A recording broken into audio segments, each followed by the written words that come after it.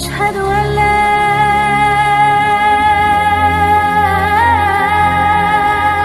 إله إلا الله.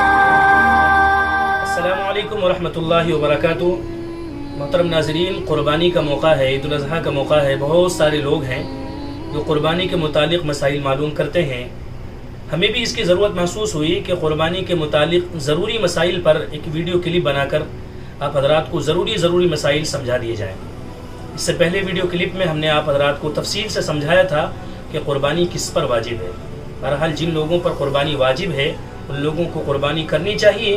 جو لوگ واجب ہونے کے باوجود قربانی نہیں کرتے، اللہ کے نبی کا فرمان ہے، بلکہ یوں کہیے کہ سخت وعید ہے، من وجد ساعة لأن يضحي فلم يضحي فلا يحضر مصلانا، کہ جو مسلمان ایسا ہے کہ اللہ نے اس کو مال دے رکھا ہے، اس کی حیثیت ہے، اس کا موقع ہے کہ وہ قربانی کر سکتا ہے، مال ہونے کے باوجود، استطاعت ہونے کے باوجود اگر وہ قربانی نہیں کرتا تو اللہ کے نبی نے فرمایا ہے کہ ایسا مسلمان ہماری عید گاہوں کے قریب نہ آئے، ہماری عید کے تہوار میں، عید کی خوشیوں میں شریک نہ ہو.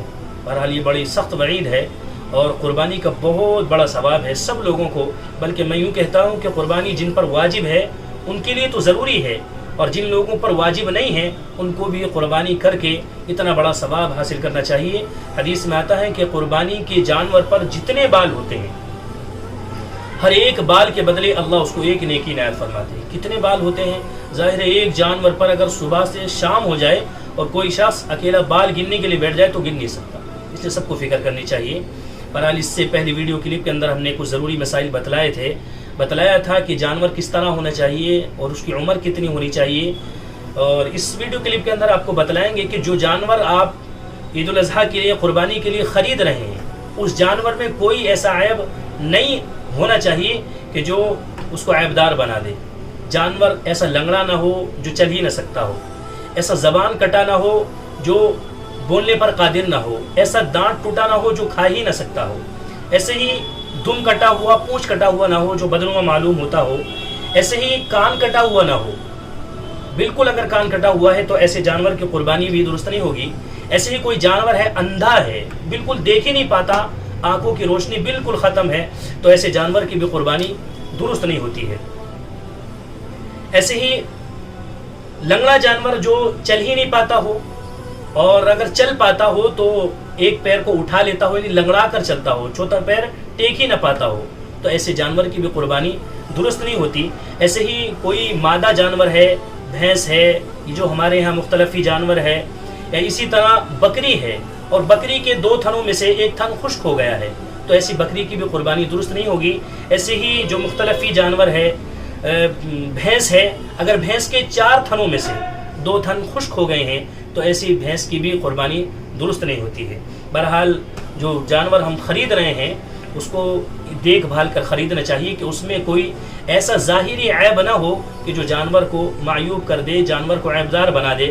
اگر جانور میں وہ عیب نظر آ رہا ہو تو اس کی قربانی درست نہیں ہوگی. البتہ یاد رکھنا چاہیے اگر کوئی معمولی سا عیب ہے، مثال کے طور پر جانور کے 1-2 دانت ٹوٹے ہوئے ہیں اور اس کو کھانے پینے میں کوئی تکلیف نہیں ہوتی، تو پھر ایسے جانور کی قربانی کر سکتے ہیں.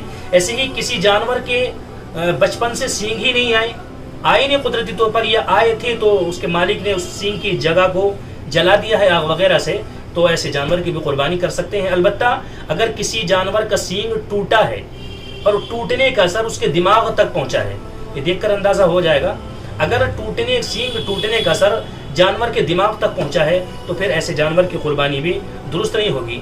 ایسے ہی کسی جانور کا کان کٹا ہوا ہے، اور کان کٹا ہونے کا مطلب یہ ہے کہ 1/3 سے کم ہے. اگر کان کے جو 3 حصے کرتے ہیں، 1، 2 اور 3، تیسرے جو تہائی حصہ ہے اس سے ذرا ہے، اس سے زیادہ نہیں بلکہ اس سے کم ہے، 1 حصے سے کم ہے، تو ایسے جانور کی بھی قربانی شرعاً کر سکتے ہیں. بہرحال کوئی بڑا عیب اس میں نہیں ہونا چاہیے کہ جو اس کو عیبدار بنا رہا ہو.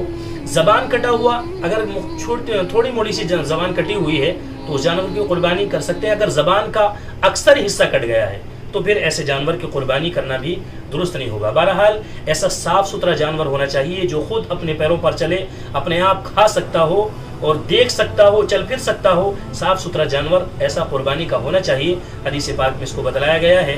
امید ہے کہ آپ حضرات کو یہ مسائل سمجھ میں آ رہے ہوں گے اور اللہ کرے ہم سب کو اس پر عمل کی توفیق بھی ہو جائے. آپ حضرات ان مسائل کو سمجھیں بھی اور اپنے دوست و احباب تک یہ مسائل قرآن و حدیث کی روشنی میں جو ہم بیان کرنے کی کوشش کر رہے ہیں ان تک یہ پہنچائے جائیں، صدقہ جاریہ کی نیت سے ان تک یہ پہنچائے جائے. اس کے باوجود اگر کوئی بھی آپ کا اشکال، کوئی بھی آپ کا کنفیوژن رہتا ہو، کوئی مسئلہ آپ کو معلوم کرنا ہو تو کمنٹ میں آپ انشاءاللہ ہم سے معلوم کر سکتے ہیں. ہم صحیح قرآن حدیث کی روشنی میں صحیح جواب دینے کی کوشش کریں گے. جزاک اللہ. السلام علیکم.